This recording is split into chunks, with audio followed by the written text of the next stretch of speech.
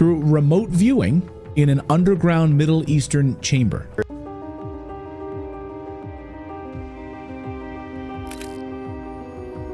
For centuries, the Ark of the Covenant has vanished into history, leaving behind only clues, legends, and unanswered questions.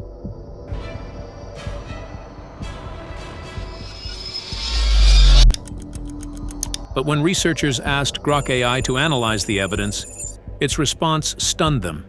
Not a theory, not a map of possibilities, but a single location, a hidden church, a guarded relic, a sealed chamber where one monk may protect the greatest biblical mystery ever discovered. The question everyone avoids. The Ark of the Covenant is the most searched-for object in all of human history. More books have been written about it, more expeditions launched because of it, and more arguments had over it than almost any other mystery that has ever existed. Governments have looked for it. Wealthy private collectors have funded searches.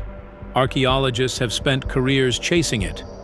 And yet, after all of that effort, the world still does not have a clean, confirmed, universally accepted answer about where it is. The reason most people assume the answer is missing is that they expect the truth to be hidden somewhere difficult. In a buried tunnel, in a secret cave, in a locked vault beneath some ancient city. The assumption is that finding the Ark would require cracking a code that no one has cracked yet. But Grok's analysis of the available evidence suggests the opposite. The most compelling answer has not been hidden at all. It has been sitting in the open for over 2,000 years, maintained by one of the oldest religious institutions on the planet, protected not by obscurity, but by something far simpler and far harder to argue with: time, consistency, and an unbroken chain of people who have guarded the same answer across generation after generation. The location that Grok identified is the Chapel of the Tablet at the Church of Our Lady Mary of Zion in Axum, Ethiopia. This is not a new claim. The Ethiopian Orthodox Church has said this for as long as the church has existed. What Grok's analysis did was take every single piece of relevant evidence, from every available source, in every relevant discipline, and work through it all to determine which proposed location holds up best against the full body of what we actually know. The answer came back pointing to Axum, what the Ark actually was. Well, the Ark of the Covenant is fascinating because it's the most important ritual object that Judaism has ever had. To understand why any of this matters, you need to understand what the Ark of the Covenant actually was, not in a vague or symbolic sense, but in specific physical terms. The Book of Exodus gives a very detailed description. The Ark was a chest built from acacia wood. It was covered on every surface, inside and outside, with pure gold. The dimensions were precise: 2.5 cubits long, 1.5 cubits wide, 1.5 cubits tall. On top of the chest sat a lid made of solid gold, called the mercy seat. At each end of the mercy seat stood a golden figure called a cherub, with wings spread upward and inward toward the center of the lid. The chest was never supposed to be touched by human hands. It was moved using wooden poles threaded through gold rings attached to its four corners. The poles stayed in the rings at all times. Direct physical contact with the Ark was forbidden under any circumstances. Inside the chest were 3 objects: the stone tablets on which the 10 Commandments had been written, Aaron's rod, which had bloomed miraculously in the wilderness, and a container of manna, the food that had kept the Israelites alive during their years of wandering. But the Ark was more than a container. In the biblical accounts, it functioned as something closer to a living presence. It was carried at the front of the Israelite army in battle. When the Philistines captured it, their cities were struck with plagues. When a man named Uzzah reached out and touched the Ark to steady it during transport, he died on the spot. When priests carried it into the Jordan River, the river stopped flowing, and the people crossed on dry ground. If the Ark of the Covenant had been brought to Rome, unique object, which remember was supposed to have awesome power, apart from the fact that it was beautiful to look at and that God was supposed to live within those 2 cherubim on the top. The handling rules, the described physical effects, the precise construction specifications, and the specific materials involved have led a number of serious researchers to take seriously the idea that the Ark was not simply a religious object, but a functional piece of technology with real physical properties. Grok's analysis noted this dimension without making firm claims about what specific technology might be involved. Whatever the Ark was made of and whatever it did, the evidence that it existed as a real physical object is strong. And at some point, it disappeared. Something happened to it. The question is what? The journey out of Jerusalem. The Temple Mount in Jerusalem has never been excavated, but an illegal construction project 20 years ago opened the door to some major discoveries. The Ark spent its most famous years in the Temple of Solomon in Jerusalem. Solomon built the temple in the 10th century BCE, and the Ark was its most important occupant, housed in the innermost room called the Holy of Holies.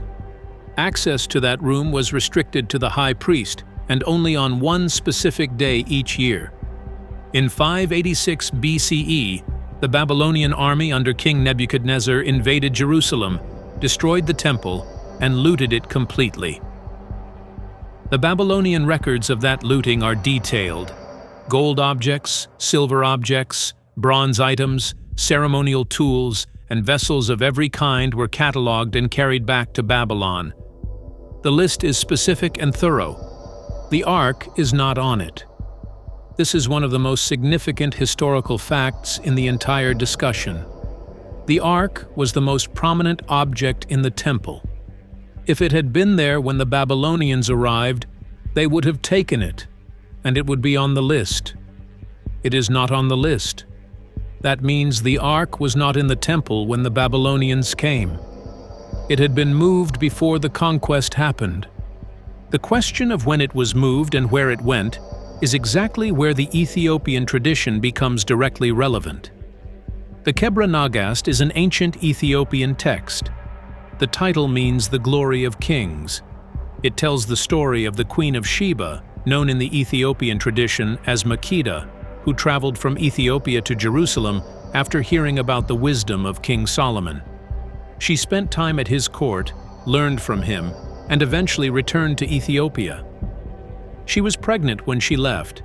Her son, Menelik I, grew up in Ethiopia knowing that Solomon was his father.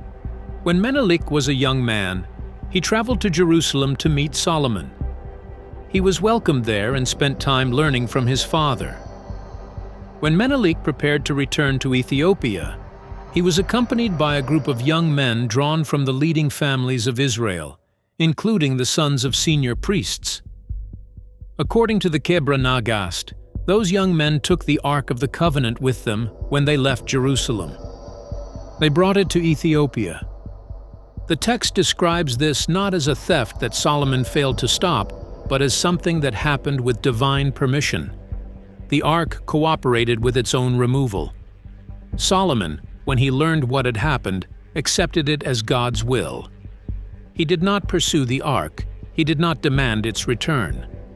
If you map the timing of this story onto the historical timeline, the removal of the Ark from Jerusalem in Menelik's time would have occurred several generations before the Babylonian conquest.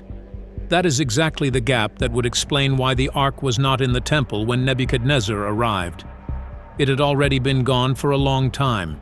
Grok's analysis found that this chain of events is more internally consistent with the available historical record than any other proposed explanation for the Ark's disappearance. The alternatives, which include theories about the Ark being buried under the Temple Mount, hidden in a cave at Mount Nebo, spirited away to various locations in Europe or the Middle East, either lack the institutional backing of the Ethiopian claim or require accepting sequences of events that the documentary record does not support. The sealed chapel in Axum. The city of Axum sits in the Tigray region of northern Ethiopia, a place where ancient history, religion, and mystery have been intertwined for more than 2,000 years. Once the heart of the powerful Axumite Empire, Axum was not a forgotten corner of the ancient world. It was a global center of trade, culture, and influence, a kingdom that connected Africa, the Middle East, Rome, and India through vast Red Sea trade routes. At its height, the Aksumite Empire was one of the greatest powers of its era. Its merchants transported gold, ivory, spices, and precious goods across continents. Ships traveled between African ports and distant civilizations, carrying products and ideas that shaped the ancient world. The empire's achievements were carved into stone, most famously through the enormous obelisks that still rise above Axum today. These towering monuments, some cut from single pieces of granite and reaching more than 20 meters high, remain evidence of the engineering skill and ambition of a civilization that existed long before modern nations took shape. But Axum's greatest mystery is not found in its monuments. It is believed by the Ethiopian Orthodox Church to be hidden inside one small guarded structure beside the Church of Our Lady Mary of Zion. The Church of Our Lady Mary of Zion is considered one of the oldest Christian sites in the world. Ethiopia became a Christian kingdom in the 4th century CE, making it one of the earliest nations to officially adopt Christianity. Over the centuries, the church was destroyed, rebuilt, and restored multiple times as kingdoms changed and conflicts reshaped the region. The current main structure was rebuilt in the 17th century by Emperor Fasilides after an earlier version suffered damage.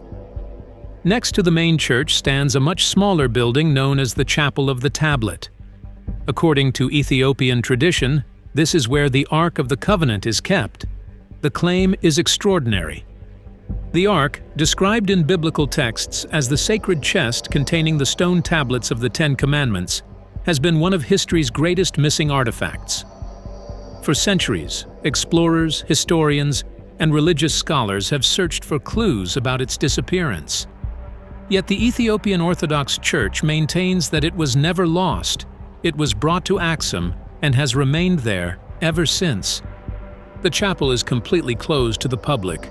Tourists cannot enter, scholars cannot inspect it, scientists cannot examine it. Even powerful political leaders and religious figures are not granted access. Only one person is allowed inside, the guardian of the Ark. This monk is chosen specifically for the role, and tradition states that once he becomes the guardian, he never leaves the chapel grounds for the rest of his life. He lives there, prays there, and protects what the church believes to be the most sacred object on earth. When his life nears its end, he chooses the next guardian, ensuring the responsibility continues without interruption.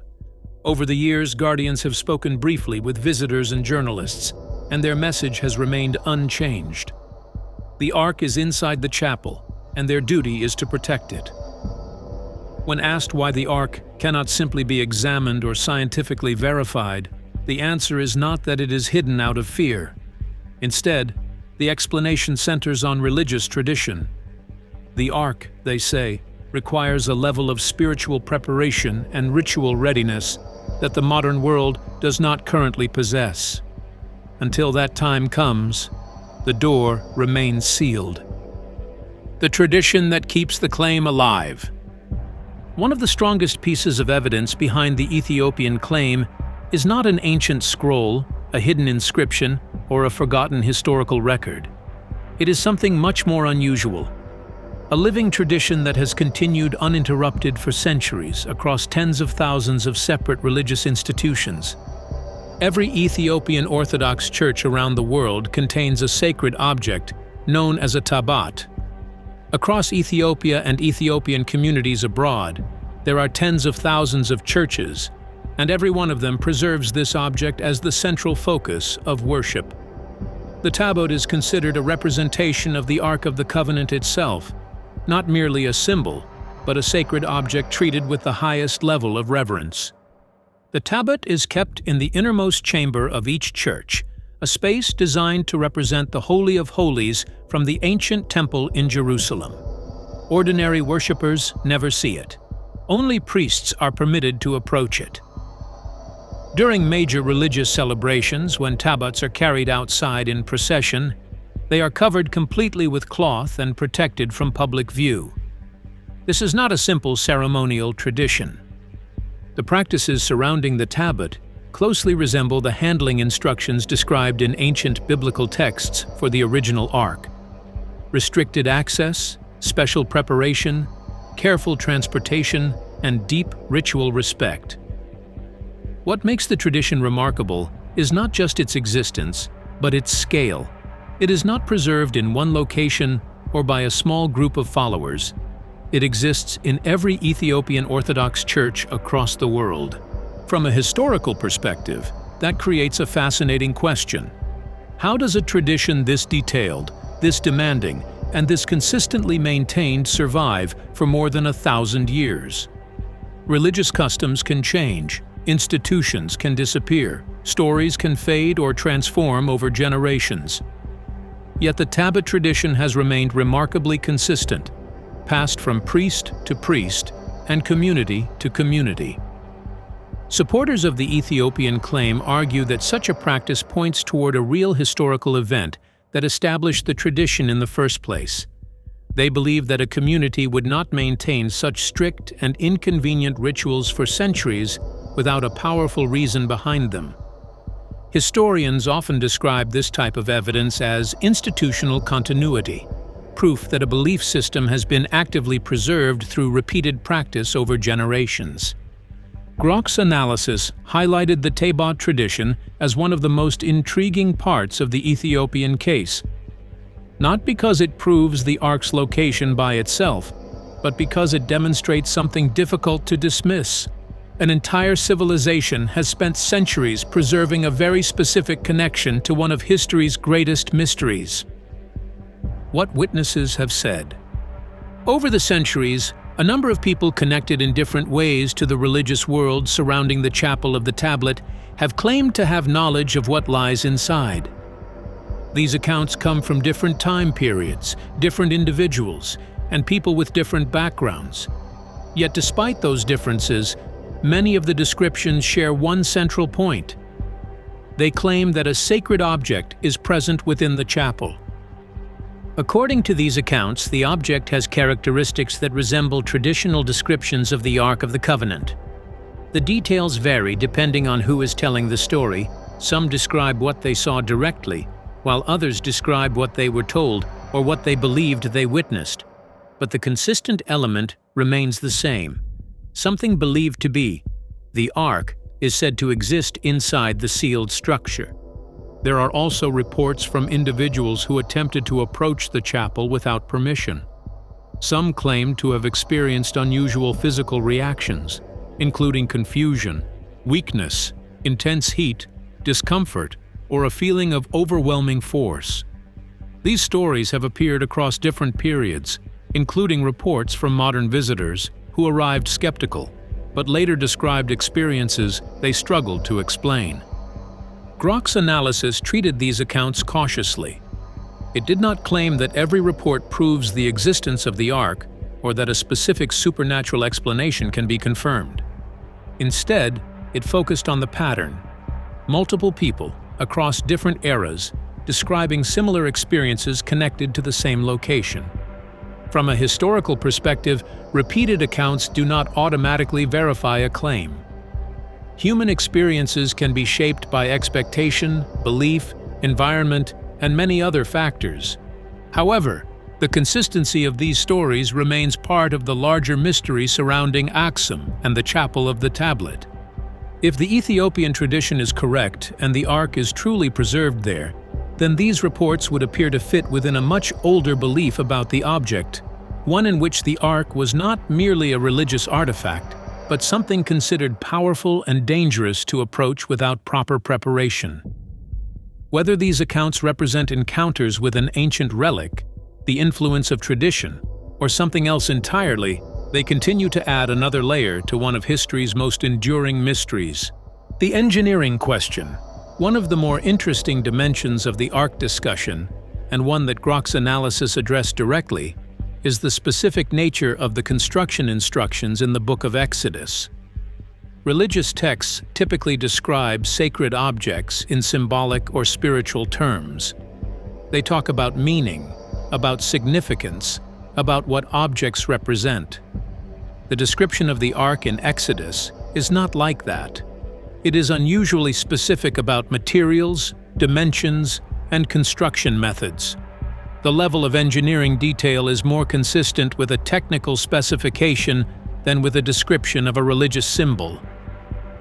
Think about the materials involved. Gold is one of the best electrical conductors in existence. Acacia wood is a dry material that conducts electricity very poorly. A wooden box overlaid on every surface, inside and outside, with gold would create a structure with specific and interesting electrical properties. You would essentially have two conducting surfaces, the inner gold layer and the outer gold layer, separated by a thin layer of insulating wood. The carrying poles are also specified in the construction instructions.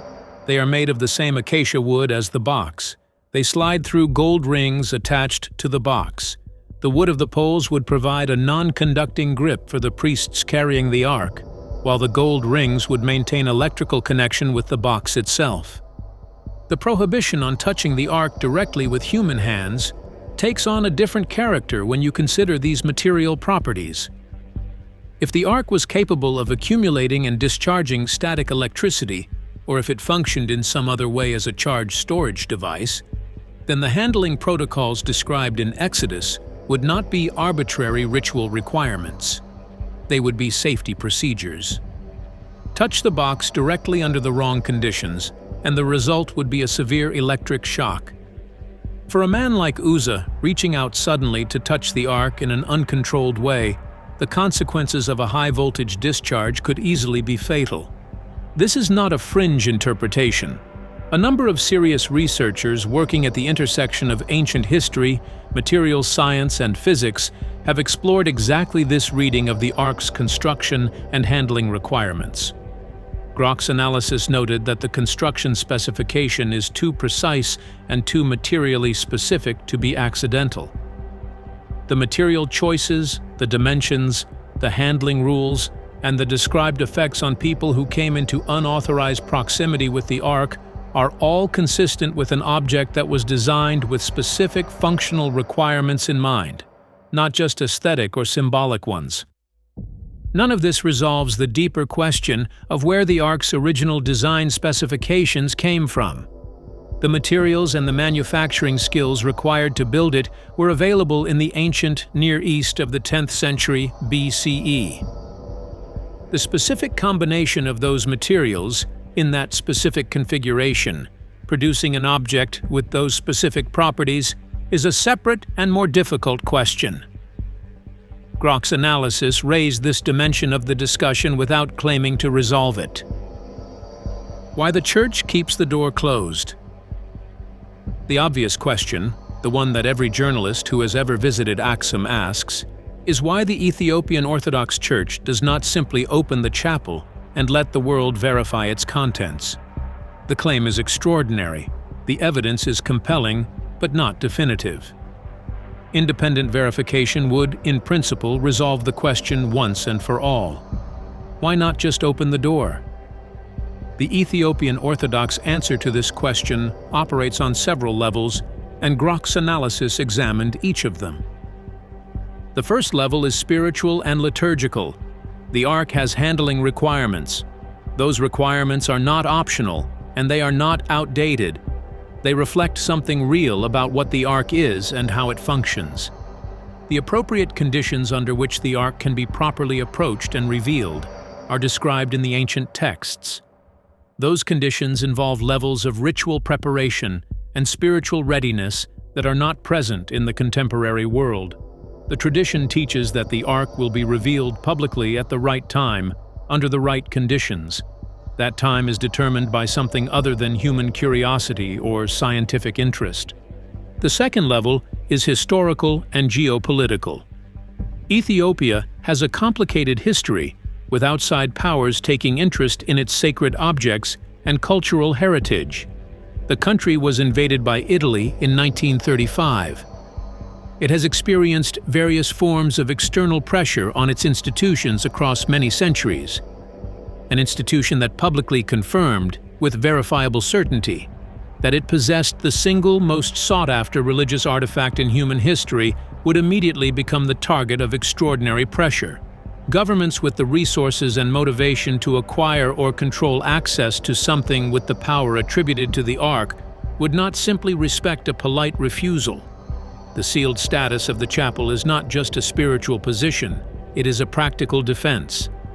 The third level is prophetic.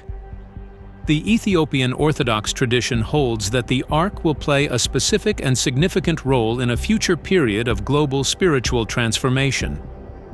This is not a minor or fringe element of Ethiopian Christian theology. It is a mainstream position held by the Church that has maintained this tradition for over 2,000 years. The tradition teaches that the Ark's current sealed status is appropriate for the current era and will change when the appointed time arrives. The Guardian is not waiting for a scholar to ask the right question or a journalist to write the right article. He is waiting for something else entirely. All three of these levels point in the same direction. The sealed door is not an accident. It is a deliberate choice made by an institution that knows what it is protecting and why. What the full picture shows. When Grok's analysis pulled all the available evidence together and looked at the complete picture, a coherent account emerged. The Ark was a real physical object built to precise specifications with specific functional properties. It was present in the Temple of Solomon in Jerusalem and was the most important object in that temple. Before the Babylonian conquest of 586 BCE, it was removed from Jerusalem.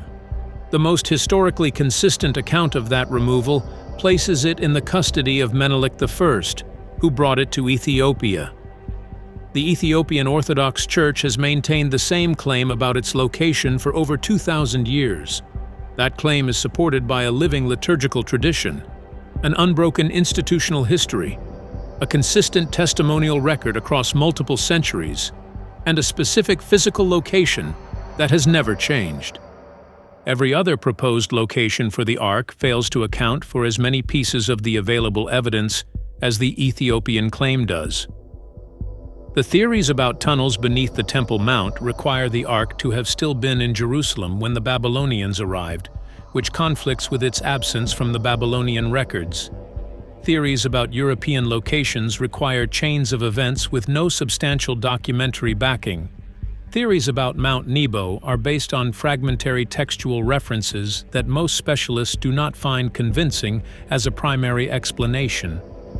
None of these alternatives has anything close to the institutional continuity or the testimonial consistency of the Ethiopian claim. Grok's conclusion was specific. On the available evidence, the Ethiopian claim is the most historically defensible answer to the question of where the Ark is. That does not mean it is proven. Proof would require physical access to and examination of the object in the chapel, which has not been permitted and is not going to be permitted under the present conditions. What it means is that the evidence points clearly in one direction, and that direction is Axum. The bigger picture. If the Ethiopian claim is accurate, the implications extend beyond archaeology and beyond the question of where a particular ancient object is currently located. The Ark of the Covenant has been the subject of more human longing, searching, theorizing, and reverence than almost any other object in recorded history.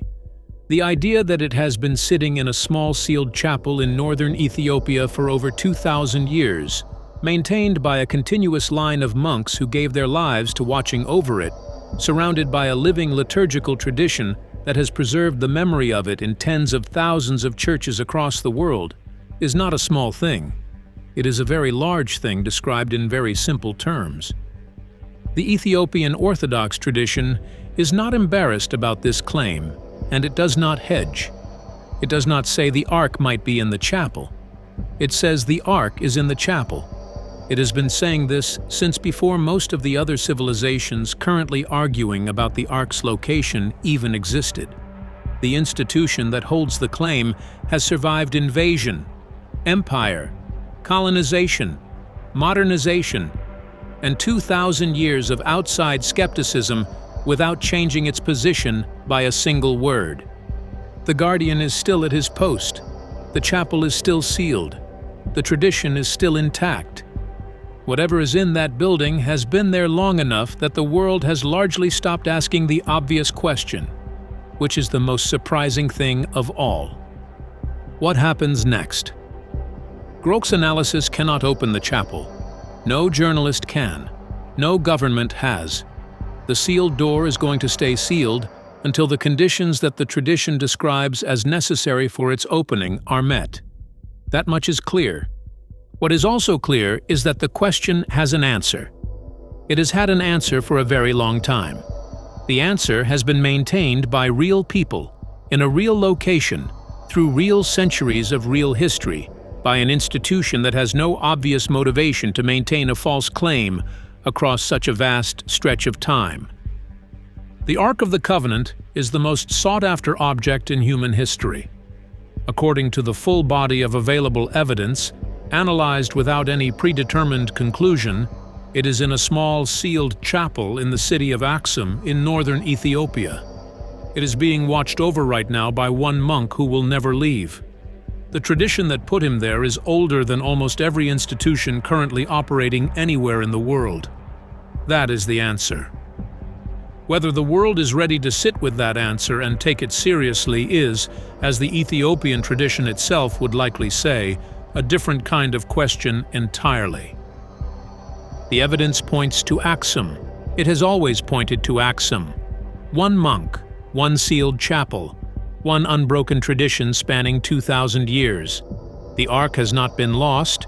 It may have been hidden in plain sight all along, waiting for the world to ask the right questions. But the mystery does not end here.